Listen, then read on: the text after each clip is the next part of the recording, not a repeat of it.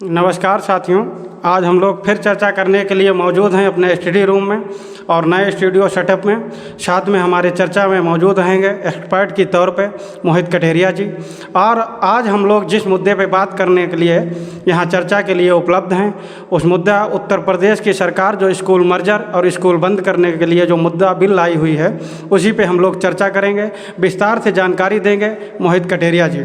और मोहित कटेरिया जैसे हम पहला क्वेश्चन करते हैं कि बताइए स्कूल मर्ज होने से इसमें किसका फ़ायदा है, बताइए मोहित कटेरिया जी। जी, जो स्कूल मर्जर अभी इस समय चल रहे हैं प्रेजेंट टाइम में, वो क्या है कि प्राइमरी स्कूलों को उच्च माध्यमिक विद्यालयों में सेटल किया जा रहा है। ऐसा सरकार का कहना है कि इससे अच्छे संसाधन बच्चों को प्रोवाइड कराएंगे और उच्च स्तर की गुणवत्तापूर्ण शिक्षा उन्हें मिल जाएगी। तो इसमें क्या है कि फ़ायदा किसे, अभी आपने जैसे बोला फ़ायदा किसे, तो फ़ायदा है इसमें सबसे ज़्यादा सरकार को। अच्छा, सरकार को फ़ायदा क्या क्या है वो हम बात ये करेंगे। देखिए, सबसे पहले तो उनके पास जो भी शिक्षकों की नई भर्ती जो करवाएंगे तो वो रुक जाएगी, और जो प्रेजेंट टाइम जो शिक्षक हैं तो शायद उनमें से भी थोड़े से कम कर दिए जाएंगे, तो वो उनका पैसा बचेगा। दूसरी बात, जो बिल्डिंगें या बिल्डिंगों की मरम्मत कराई जा रही है तो कहीं ना कहीं वो उनका पैसा बचेगा। तो कुल मिला के सरकार के फ़ायदे में है और सरकार के हित में है ये। मोहित जी ने जो आप लोगों को समझाया है, ये कह रहे हैं कि ये जो भी फैसला ले रही है सरकार अपने हित में फैसला ले रही है। लेकिन हम मोहित जी से पूछना चाह रहे हैं कि क्या इससे वो बच्चे जो बहुत अपने आर्थिक स्थिति से कमज़ोर घर से बिलोंग करते हैं, जिनके माँ बाप इतने आर्थिक रूप में संपन्न नहीं हैं, क्या वो बच्चे वहाँ तक जा पाएंगे? 2-2, 3-3 किलोमीटर दूरी पे पढ़ने जा पाएंगे? नहीं, इसमें यह है कि सरकार ने, देखिए, इसमें अपनी बात रखी है। चूँकि ये मामला कोर्ट में गया है, कोर्ट में हम आपको बता दें जानकारी के लिए आप सभी लोगों को कि ये कोर्ट में ये 2 याचिकाएं दायर की गई हैं, जिसमें सीतापुर की एक जो छात्रा है उसका नाम है शायद ऐसे कुछ कृष्णा करके, ठीक है, और प्लस 51 बच्चों ने, और एक और भी याचिका दायर की गई, जहां पर माननीय न्यायालय के जो अधिकारी वो हैं जज साहब, तो उन्होंने सिंगल बेंच के जज साहब पंकज भाटिया जी, उन्होंने ये अस्वीकार कर दी, यानी कि खारिज कर दी। जबकि ये मामला जो है 2 या 3 तारीख में, पिछली 2 या 3 तारीख में उनने बहुत जोर दिखाया था, माननीय जज साहब ने बहुत जोर दिखाया था कि ये फटाफट हमारे सामने लाओ, फटाफट ये याचिका लाओ, ताकि हम इसमें जल्दी से जल्दी निर्णय दें और बच्चों का भविष्य जो है अधर में ना लटका रहे। बहुत ही ज़्यादा स्पीड दिखाई, लेकिन आते आते वो 7 तारीख में फाइलें खारिज कर दी गई। तो इसमें एक ऑप्शन आपको एक और बता दें कि ये सिंगल बेंच थी। सिंगल बेंच में इलाहाबाद हाई कोर्ट में जो है अगर मामला क्वैश हो जा रहा है, खारिज हो जा रहा है, तो आपके पास एक चांस है कि डबल बेंच में जा सकते हैं।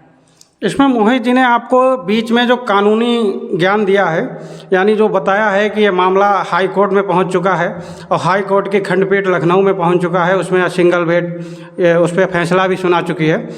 और इसी कड़ी में मोहित जी से ये क्वेश्चन और हम लोग करते हैं। आगे का क्वेश्चन ये रहेगा कि ये बताइए, इतना स्कूल बंद होने के बाद क्या जो लोग प्रतियोगी परीक्षाओं की तैयारी कर रहे थे, बीटीसी वाले, विशिष्ट बीटीसी वाले, क्या उनका फ़ायदा हुआ इससे या नुकसान हुआ, बताइए। देखिए, वो तो जाहिर सी बात है, लग रहा है कि नुकसान ही हुआ है, लेकिन इसमें थोड़ी सी कहें आप ये त्रुटि रही है या कुछ भी रहा है कि बहुत अच्छी तरीके से याचिकाकर्ताओं ने अपनी बात को वहाँ पर नहीं रख पाया न्यायालय में, जो रखनी चाहिए थी। अब बात यह है कि जो लोग तैयारी कर रहे हैं, आप ये समझिए, जब लगभग पूरे उत्तर प्रदेश में 5000 विद्यालयों को मर्ज किया जाएगा। अब 5000 विद्यालयों को अगर मर्ज किया जा रहा है तो ऐसी स्थिति में आप अंदाज़ा लगा लिए कि कम से कम 15 से 20 हज़ार टीचर जो हैं वो चले जाएंगे। तो आगे आगामी, देखिए, उन्हें तो सरकार कहीं ना कहीं लगाएगी ही, क्योंकि उन्हें जो है टीचर हैं वो। अब आप ये बताइए, आगामी आने वाले समय में जो लोग तैयारी कर रहे हैं उनके लिए तो जाहिर सी बात है कि भर्ती का कोई चांस नहीं बनेगा, क्योंकि उन्हें भर्ती करके कहाँ ले जाएंगे। तो जाहिर सी बात, इसमें नुकसान होना है विद्यार्थियों को। मोहित जी बता रहे हैं कि जो टीचरी की तैयारी कर रहा है, खास करके बीटीसी और विशिष्ट बीटीसी वाले, उनका भयंकर नुकसान होने वाला है। उन्हें रोजगार मिलने में बहुत ज़्यादा अब कठिनाई आएगी। इसी में अभी विपक्ष के लोग कह रहे हैं, उत्तर प्रदेश में कई पार्टियां हैं जो विपक्ष में कह रही हैं कि 27,000 स्कूल बंद हो रहे हैं। मोहित जी ने 5,000 अभी तत्काल में, हालांकि सरकार का जो भी बिल आया है उसमें 5,000 का ही प्रावधान है। अगर इतनी बड़ी मात्रा में स्कूल बंद हो गए तो रोजगार और शिक्षा ये चौपट हो रही है उत्तर प्रदेश की। इस पर आप लोगों का क्या कहना है, क्या मानना है? आप अपने सभी लोग कमेंट और दें, लेकिन फाइनल कमेंट मोहित जी से ले ले रहे हैं। देखिए, अब इसमें हम थोड़ा सा बात जो है और थोड़ा डीपली में जाके बताना चाह रहे हैं। देखिए यहाँ पर बताया है, सरकार ने अपनी बात वहाँ पर रखी है। वो उनका ये कहना है कि हम गुणवत्तापूर्ण शिक्षा और अच्छे संसाधन देंगे, ये कहना है सरकार का, जो कि न्यायालय में उन्होंने ये बात अपनी रखी है। तो हम ये कहना चाहेंगे कि RTE एक्ट 2009 के तहत ये जो है शिक्षा लागू की गई है, जो अनिवार्य शिक्षा है कक्षा 8 तक प्रति बच्चे को मिलनी चाहिए, ऐसा कहा गया है। तो आप ये बताइए कि इससे जो बाद में सत्ता चल रही है, मतलब जो भी मौजूदा समय में, तो उसमें हम ये कहेंगे कि अच्छे, अब आपको पता चल गया कि देखिए यहाँ पर अच्छे संसाधन नहीं है और गुणवत्तापूर्ण आप शिक्षा नहीं दे रहे हो। तो आज आपको पता चला कि ये बात तो पहले पता है, यानी कि कहीं ना कहीं आप में ही खामियां हैं। अभी तक आप अच्छे संसाधन नहीं दे पा रहे थे और गुणवत्तापूर्ण शिक्षा नहीं दे पा रहे थे, नंबर 1। दूसरी बात ये बताएंगे, ट्रांसपोर्ट की बात होगी कि कहा गया कि बच्चे को घर घर से ले जाया जाएगा और उन्हें ट्रांसपोर्ट का जो है आनंद दिया जाएगा, बसों से ले जाया जाएगा। इसमें देखो कहीं ना कहीं बहुत नुकसान है, प्राकृतिक का भी नुकसान है, लोगों का भी नुकसान है। देखिए हज़ारों बसें लगेंगी, हज़ारों लीटर यहाँ पर ईंधन का आदान प्रदान होगा, ख़त्म होगा। और ट्रांसपोर्ट के लिए अच्छी सड़कें की व्यवस्था चाहिए जो यहाँ पर चरमरा रही हैं। फिर दूसरी बात, बच्चा जो है घर से निकलेगा, वहाँ पर तमाम तरीके जो देखिए जो रोड पे चलते हैं उनके तमाम तरीके के इंसिडेंट एक्सीडेंट होते रहते हैं, तो वो भी सबकी जिम्मेदारी।